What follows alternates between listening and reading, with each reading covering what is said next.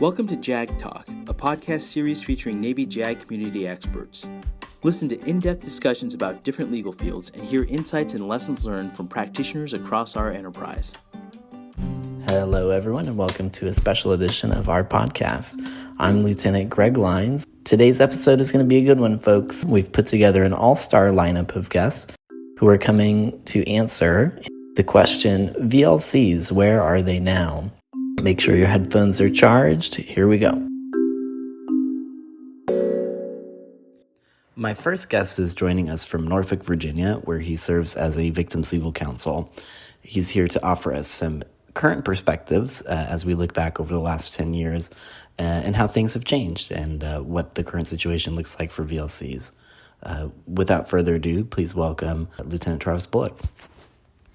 All right. Thanks for having me. I'm very happy to be here. Well, so Travis, if you don't mind, could you walk us through just real quickly your route through the JAG Court? Sure, absolutely. So I completed my first tour at Real Estate Midland, where for 12 months I was a trial counsel. I had the opportunity to sit first chair on 2 cases and sort of handle my own case file. From there, I went out to the Pacific to be a defense counsel at DSO PAC Detachment Pearl Harbor. I was there for 2 years. Actually decided to leave that position early to come be a VLC out here back in Norfolk. And so we've been really fortunate over the last couple hours to hear from VLCs from different time periods and kind of compare and contrast what it was like for them during their tenure and how it is today. So I just want to kind of pick your brain for a moment with some of the things that were shared earlier. So starting with kind of the idea of the value of VLC, we've heard from a couple different folks today, like Commander Crody and Lieutenant Commander Baldoni, that both on their personal levels and also kind of as a MilJust practitioner, they came to realize the value of the VLC program, sometimes when coming up against the government on a particular issue. Do you feel that you've had kind of a similar experience, or how have you come to understand the value of the program and how it fits in the system? Absolutely. It's a great question. I think for me, in my approach as a VLC, it's really been the value that I provide is to my client, right? It's really being that person, being that lawyer, being that advocate who's there and available for my client to make sure that they're making informed decisions, right? That for me is sort of the real value of the program because it does a lot to increase your client's confidence in not only the military justice system, but the military. Right, because here's this uniformed person who is advocating for them, sometimes against, what they consider the powers that be, right? The government, the convening authority, people that are sort of nameless, faceless entities that make decisions that impact their lives. But then there's me, who is this very named, very faced person who is in their corner and advocating for them, right? And so that for me has been the value of the program. But there's absolutely moments where I've had to advocate on my client's behalf to the government, right? You would sort of assume that the government's interests would be aligned with the victims, but they aren't always. And when they aren't, it's our responsibility as VLC to get in the arena and advocate for them, which is also a point of value. So, yeah, and I would add to that, I think it's almost on a provider-to-provider basis sometimes when there may be folks who've been practicing for a while who have interacted with VLC a lot, and through those interactions kind of gain that appreciation, whereas sometimes, it may not be until the VLC gets really involved in a case, whether that be, in motions or in helping present potential plea offers to a client, that, they begin to see the value of VLC, and not just, this other person I've got to call and I get access to the victim through. Absolutely. So one interesting thing I thought was when Commander Crody was talking about, maybe sometimes back in the day it was hard for VLCs because they didn't have access to information. What would you say about today and kind of VLC access to information? Like what's kind of the current landscape and how do you feel about that? Yeah, Greg, as you know, here in Norfolk, I would say by and large we still have those similar issues. Right. I mean, some of our rights to notice and an opportunity to be heard are now statutory. Right. So there's certain instances where it's required. But not only do those not always happen, even the required, notice, but sometimes even just things like, for example, the SATR, getting a SATR at the end of the case, sometimes the command will issue it to you, sometimes they won't. Right. And so it's just things like that. So very much an issue that we still face, maybe not to the same extent 10 years ago, but very much still an issue. Yeah, and I think there are much clearer guidelines in general for the client's ability to access parts of the case file and be able to have information to respond to motions. I think that has been cleared out on a legal basis, right? But on a practical, I think the battle today is still in the practical level of constantly reminding people, hey, I'm involved. I need the information to be able to respond to this, or, please remember to CC me on emails when we're scheduling cases and whatnot. Right. And Commander Murphy also talked about this, judges being very good about looking to VLC to speak on particular issues, when we do have clear standing. What has your experience been with judges and other providers kind of recognizing your moment to be heard? Absolutely. Yeah. It's a good question. And I think it's going to depend on the judge and how familiar they are with the program and how comfortable they are with giving this non-party, us VLC, our time in the well. I mean, and it's in a lot of ways it's easier nowadays, I imagine, because we have these defined avenues, MRE 412, MRE 513, even MRE 514 in some instances where VLC have been given the opportunity to actually get in the well and advocate for clients. But I have also argued, for example, issues under RCM 701. Right, that may be tangentially touched on a 412 or 513 issue, but really was a question of production, and the judge gave me an opportunity to get in the well and to advocate. Right, so rightly or wrongly, might I add, right, because there's really no clear guidance on whether VLC have standing on an issue that is properly brought to the court that concerns something other than 412, 513. Right, and so yeah, it really is just going to depend on the judge.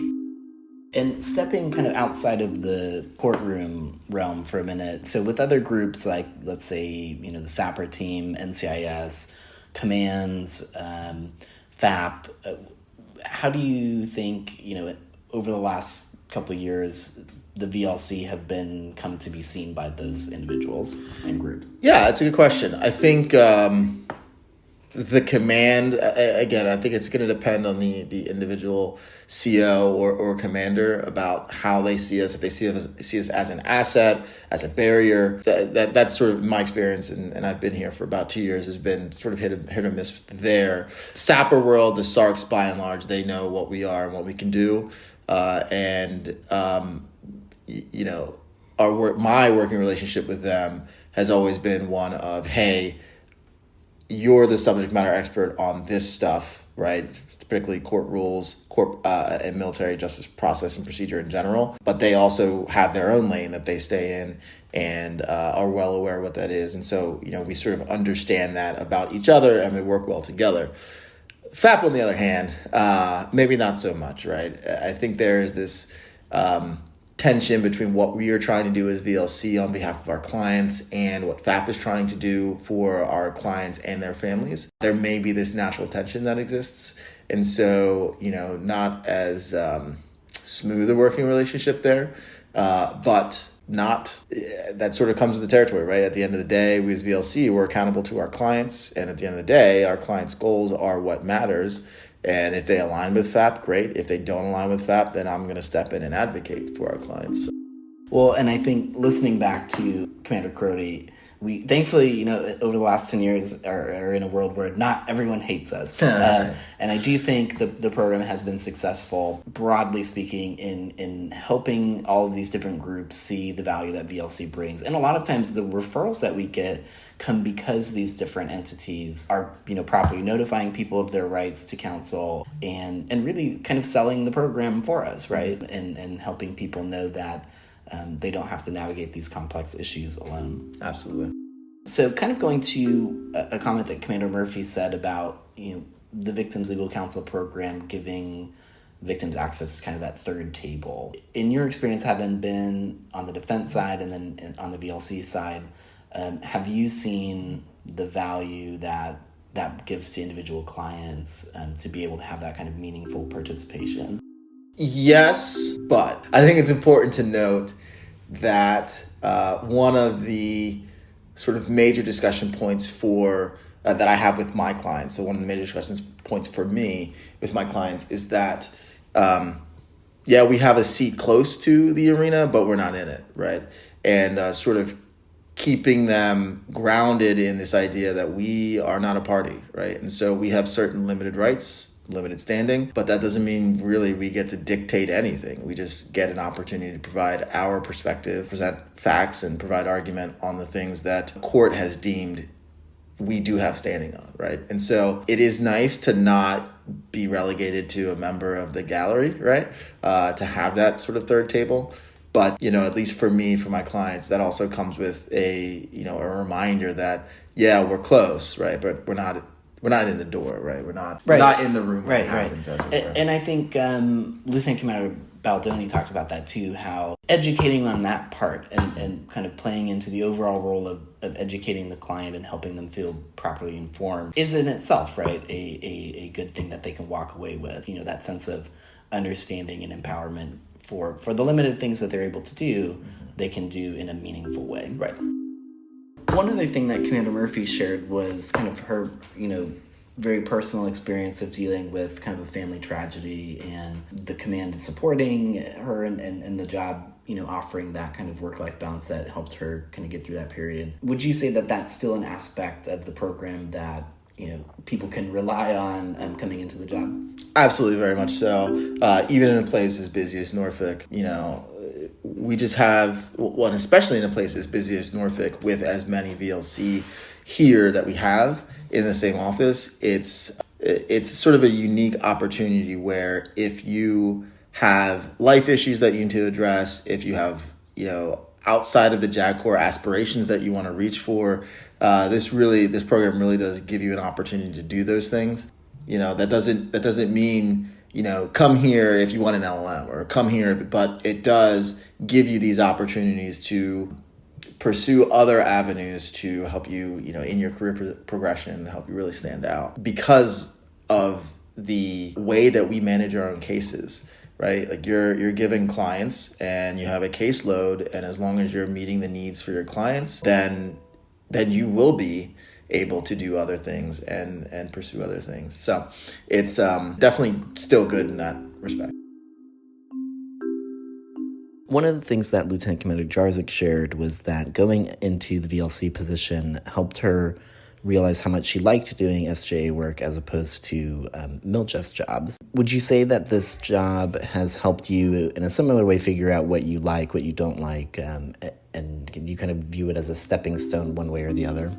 Yeah, I think so, because I think there are aspects of, sort of both SJA work and military justice that we are fortunate enough to be involved with, especially if you get cases that go to trial. And I would say I had the exact opposite realization where I sort of doubled down and knew that military justice was what I wanted to do, in part because I got to see so many cases as a VLC, but also because, sitting on the sidelines watching other practitioners practice can be something that certainly was something that motivated me to want to get back into the arena. So I do think, because of the sort of scope of our practice, you do get to see some things that SJAs do, some things that military justice practitioners do, and can help you really make that choice.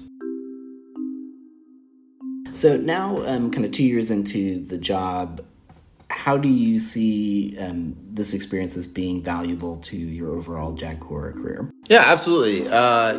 It's just given me another opportunity to be in a large command, right? So while we're a program, we are large, we are worldwide, right? So it's gotten me an opportunity to be a part of a command in which I have a lot of peers who I can lean on for guidance, ask for support, all that sort of stuff. But also at the end of the day, right, we're all in the Navy. We're trying to promote other folks that I can compete against. So that's one sort of advantage. The other thing it really did for me, and just to repeat, right, like it really sort of sharpened my commitment to the military justice career litigation track. As you know, but our listeners may not know, I was selected for the track this past cycle. So, this myth that VLC can't make it on the track is not true.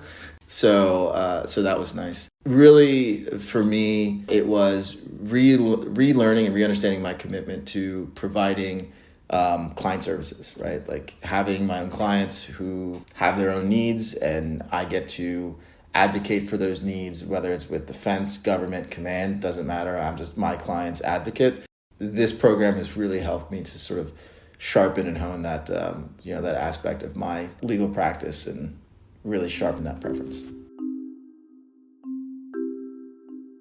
Looking back at what others have said, particularly our MILJUST folks like Lieutenant Commander Baldoni and Commander Crody, it could also be viewed as, this is a really must-do for a lot of MILJUST folks, and, getting the perspective, understanding what VLC does, what the role of the crime victim is, and also understanding pollinating between the two, right? And the VLC tour informing the way that you approach victims as a defense counsel or as a trial counsel and things like that.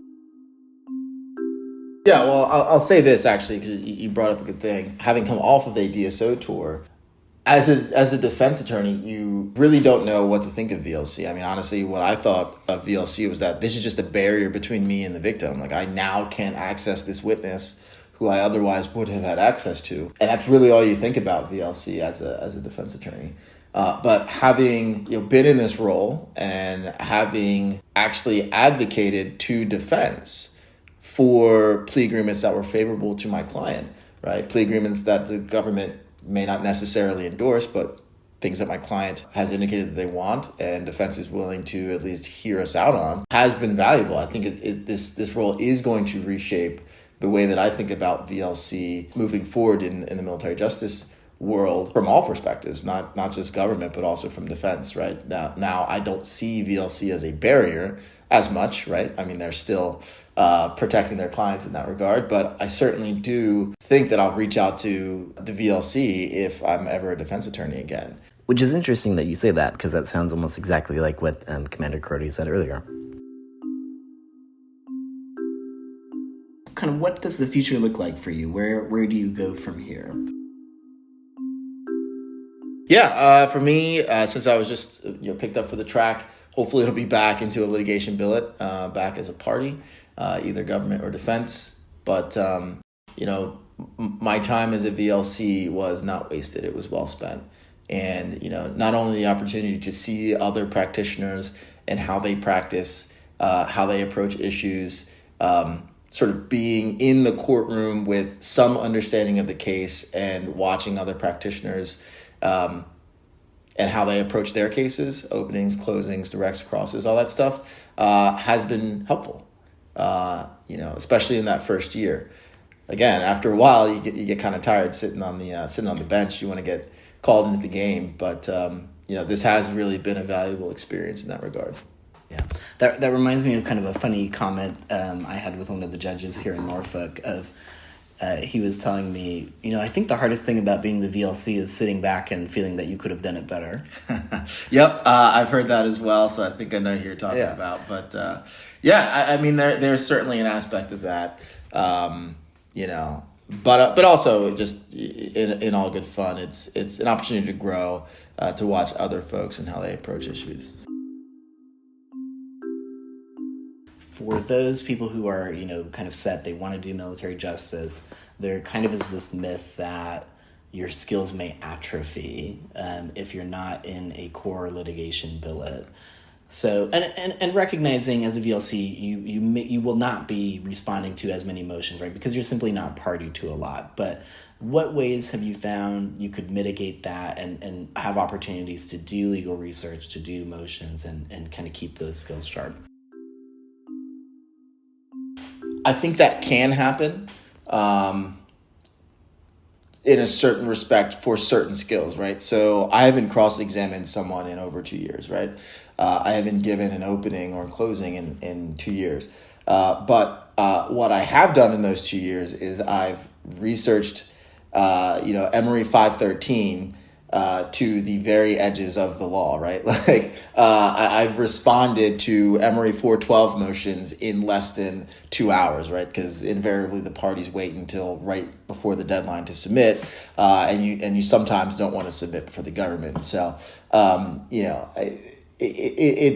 yes, some skills may atrophy, but those sort of core skills, research and writing, applying facts to law, making argument, especially if you're willing to get yourself in the arena, if you have those cases that allow you to get into the courtroom, then it's not like you're starting from square one when you go back to a litigation billet. Right, definitely not from scratch. And I think today, as we look at the program compared to where it was 10 years ago, we have a lot more in place now to allow you to keep using those skills if you want to, right? And particularly, I'm thinking of the initiatives we have like the Victims Legal Counsel Assistance Program, or VCAP, or the appellate team. So could you kind of talk through how being involved with those has helped you kind of keep your skills sharp? Absolutely. And I am on both the VCAP and the appellate team. So I'll start with VCAP. So it's what's really nice about VCAP is that these are issues that practitioners are facing in the field real time, right? And so if they can, they'll snap us off an email just explaining the issue, and give us an opportunity to respond and give us our take. And what that's done is it's given me an opportunity to research things that I just was not exposed to here in my practice, right? So I'm getting to see issues that are happening in the field from across the world, and then given an opportunity to weigh in on them, right? And that sort of research and preparation, but also assistance, not only helps the person who's reaching out, but it helps me, right? I get to research things that didn't come up in my practice here. The appellate team, similar story, right? You just get exposed to more than you otherwise would as a member of the appellate team. And I've certainly had meaningful opportunities to participate in, for instance, drafting an amicus brief, helping to write a writ, although I really can't take a lot of credit for that. You did all of the work yourself, Greg, so that's incredible. But just getting the opportunity to be exposed to that sort of thing is invaluable. So yeah, great programs. I think those are new to the program as of a year or 2 years ago, and so I hope those continue on to the future because those are great opportunities, especially for folks who want to be in the military justice track.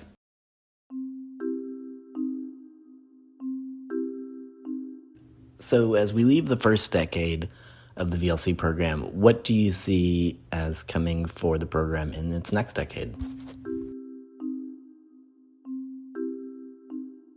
As a member of the VLC program, I'm happy it exists. I think this has been a wonderful tour for me, not only work-life balance-wise, but also just being able to deliver for clients and advocate on their behalf. I think is just a feeling that it's maybe that's why I'm a lawyer, right? Is to help stand up for my clients. So I'm glad the program exists. Where I sort of hope to see it go in the future is obviously to continue as sort of frontline in the trenches VLC, continuing to do the work to advocate for our clients every day.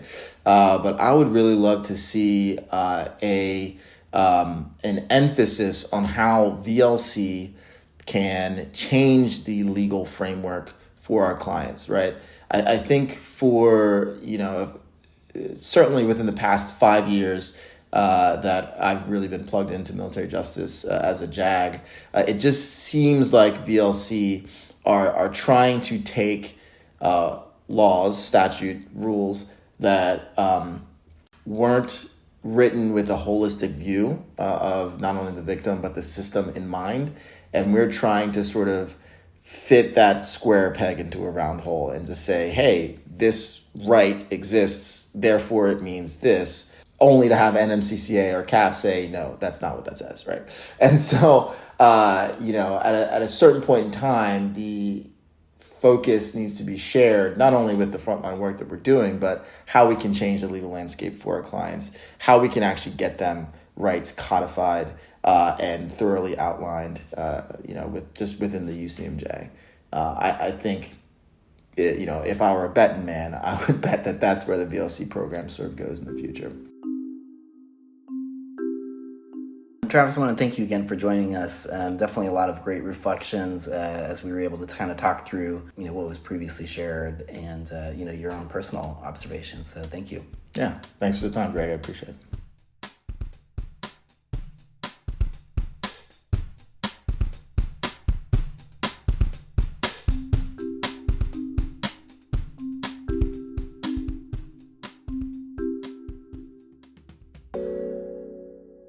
During my conversations with past VLCs, the themes that kept emerging were, first, learning the value of the VLC program through meaningful interactions with clients and other providers. Second, a VLC tour being as great as you make it if you choose to bloom where you're planted. And also, VLC as a program that gives you the flexibility to really tailor your practice in a way that works for you and your clients. And lastly, whether you're a MilJust person or more SJA-minded, a VLC tour, as we've heard, can provide you with skills, insights, and experience that can strengthen your career in the JAG Corps, regardless of which way you go. It was interesting to see the different paths that have been taken by people like Lieutenant Commander Baldoni, Commander Crody, more so on the military justice side, also those of Commander Murphy and Lieutenant Commander Jarzik and Lieutenant Commander Franks, who have gone out into the fleet, have gone into other leadership positions, and really taken their VLC experience and used it in ways that go far beyond the courtroom and influence the Navy in very important and meaningful ways. And that, folks, concludes our program. Thank you for joining me, and please join with me in wishing a happy 10-year anniversary to the Navy Victims Legal Counsel program. You have been listening to JAG Talk, a podcast series featuring Navy JAG community experts. Visit jag.navy.mil for additional chapters of this podcast series. Thank you for tuning in.